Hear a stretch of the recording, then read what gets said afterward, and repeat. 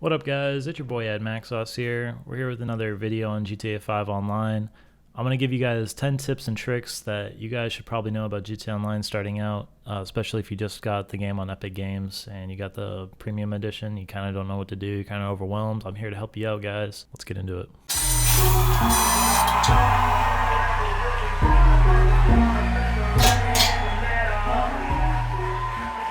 10 things you should know starting out GTA Online. Level 1. Don't know what to do with your time or your money. I'm here to help you guys out. Number one thing you guys should know is that this game is a grind. If you guys don't like grinding video games, or you find it tiring, or you want to find better use to your time than grinding video games, then this game is not for you. Number one, you need to grind to get anything in this game. You can fool around and stuff, you can kill people and stuff like that, but you can quickly get demolished by someone that's been playing the game for 5 years and has like all the weapons unlocked and stuff like that. So just be wary of that. Number two, the first vehicle you should buy, even over like a $3 million car, is the Buzzard. It's only $1.75 million. In retrospect, a new car costs $3 million in the game. So just to kind of give you an idea of like how much money you should be saving or grinding to, or like set higher goals is what I'm trying to say. The Buzzard sits 4 people. You can ride with your friends. It has unlimited rockets. The rockets don't cost you nothing, which is nice starting out. I mean, a lot of upfront costs, but over time you save a lot of money not buying homing rockets every time you do a mission, or you know what I mean? And with the VIP, with the CEO, you can spawn it for free at any time, which is a wonderful thing, especially if you're doing the VIP work, which I'll touch on in this video. 3, your first business should be the arcade. Casino Heist, I'll be doing videos on it shortly here, but the Casino Heist is where it's at right now. A lot of people are still playing it, which is easy to find people to help you out with the setups and the final heist. You relatively get a lot of money in comparison to the CEO work if you're efficient enough at it, similar to how the heists were when the heist first came out. Get the arcade as your first business and then grind out the Casino Heist. This week, honestly, you should be grinding the CEO work because you get a lot more bang for your buck. But once you save up that money for it, because you have to buy the arcade first, once you save up for that arcade to unlock the Casino Heist, definitely grind those out after this week. Who knows what Rockstar is going to have tomorrow for the bonuses. So number 4 is to stay clear PvP, player versus player, because yeah, cool, you got an assault rifle, you unlock the assault rifle, you got all the attachments, you got the grip, you got the extended clip, you're like, I'm going to go pop some fools. No, don't do it. Number 1, there is a lot of weapon unlocks in this game, like Mark II weapons, and I'm talking like explosive rounds on your sniper, which is wild. It feels pretty good to have them, you know, because you can just at any time just blow up someone's car out of nowhere with a sniper rifle. It's pretty satisfying. But I would stay clear of the PvP just for that reason alone. You're going to get wrecked, to say it nicely. Number 5 is to, when you're purchasing properties, you know, after you've gotten the Buzzard, after you've gotten the arcade, stay away from buying properties in Paleto Bay unless you really like driving 18-wheelers like it's Truck Driver USA Simulator 2020. Stay away from Paleto Bay. You can get the bunker for free and do like a couple of them, but after a while you're going to need to move that bunker closer to the city just to help you do cells, because they only give you 15 minutes to do a cell in the bunker. So just stay away from Paleto Bay. Sandy Shores is a great like middle ground. You know, you still have to sell to the city if you're up there up north, but you're like a 5-minute closer drive to the city at Sandy Shores, and you know the drive isn't really that bad. You just hop on the highway for like 2 to 3 minutes and then you're there. So highly recommend Sandy Shores if you're looking to buy any properties or buy like a headquarters or something like that. Just stick to Sandy Shores. Number 6, I kind of already touched on it, the bunker location. Make sure, like, before you even think of upgrading your one in Paleto Bay, move that bunker location to this location right here. This is where I've moved my bunker, and I had my bunker on my first account, my level 450 account. Move it here. Like, they only give you 15 minutes to sell, and it's just so much easier to resupply your bunker with it being this close to the city. Just hands down, easy way to make money is the bunker, passive money. So location is key, honestly, just to like alleviate the grind a little bit, you know what I mean?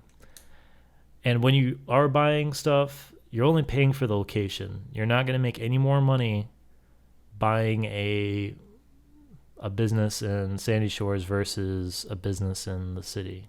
You're just paying for the location, the convenience of every time you have to do a sell or a resupply. So just keep that in mind. Number 7, grind the VIP work. Especially this week since it's double money, but that's about to end shortly. But just in general, the VIP work is a great way to make money starting out. It's way better than contact missions. You get more money and more frequent. The missions are kind of shorter. And you can do it with friends also really easily, especially with friends with like buzzards and stuff like that. So you can get your own buzzard, you know what I'm saying? Or, you know, a buddy with an oppressor. Playing this game with friends is a lot more enjoyable than by yourself, but it can still be done by yourself. Don't think that it can't. Another great thing about the VIP work too is that you can make easily $250,000 an hour. The CEO work kind of unlocks like the crate grinding and the vehicle warehouse. Vehicle warehouse is a great business to buy over the kind of under the arcade. So get the arcade first and then get the vehicle warehouse, or whichever grind you prefer to do. Just do that, you know what I mean? But for me, vehicle warehouse, you get those vehicles up to 50% mid and low range cars, and then you just source high end cars for $80K each. It's really easy to make money on that game in the vehicle warehouse specifically. So VIP work, crates, vehicle warehouse, CEO. Look it up. Number 8, upgrade your businesses whenever you can. It is crucial to upgrade your businesses. Number 1, your supplies last longer. And in return, when your supplies last longer, you spend either less money resupplying them, or you spend less time resupplying them if you steal them, because you have 2 options. You can buy the supplies or steal the supplies. Now, there is kind of like a method. You can, buy the supplies and then in return do like VIP work to offset that cost. And then in the end, once you sell it at the end, you make like the bulk of your money. So you kind of reinvest your earnings. You can do that, or you can steal them. Either way, you're still making money, Think of it, when you're stealing supplies, you're paying yourself like $15,000, but some of those resupplies are a little bit long, so you might want to look into buying them once you get like a nice buffer going. Number 9, always keep your eyes on the map. Always look over your shoulder, because I don't really trust anyone in this game, and you shouldn't either. I try to follow, like, I don't fire until fired upon, kind of, like I just stick to that rule. And I'm really passive in the game, honestly. I just don't see the point in PvP, honestly, in my perspective, because it's just a waste of time. The more time you spend getting a headshot off someone across the map, that time you could have used make like $100K. You know what I'm saying? You kind of have to have this like mentality to play this game, to make money. So, but whatever you choose to do in this game, I'm just trying to help you guys out, navigate. If you're still confused on what's going on in the game, like what should I do? What's the first thing I should get? And then this should help you get the ball rolling and kind of help you in the future from making the mistakes that I made coming up, 5 years ago. And then number 10 is just to avoid cosmetic purchases at all cost.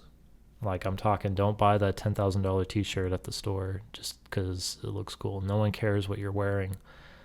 That $10,000 that you spent on a t-shirt at that clothing store, you could have used to buy bulletproof tires, so your tires don't get popped every time you're in a gunfight with the police. You know what I mean? You just got to kind of think like that, man. Functionality over aesthetics. So just keep that in mind when you're playing the game.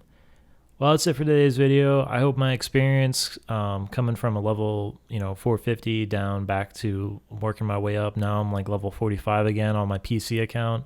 I hope it's helped you guys out. I hope you guys get like a different perspective than people that are still up at like level like 500 and kind of telling you guys what to do, even though they have no idea what the grind is like at the bottom, at the very bottom. But I know what it's like because I just came up from level 0 to level 45. So I'm going to keep giving these videos to you guys. I'm going to keep giving you my advice and my perspective on things.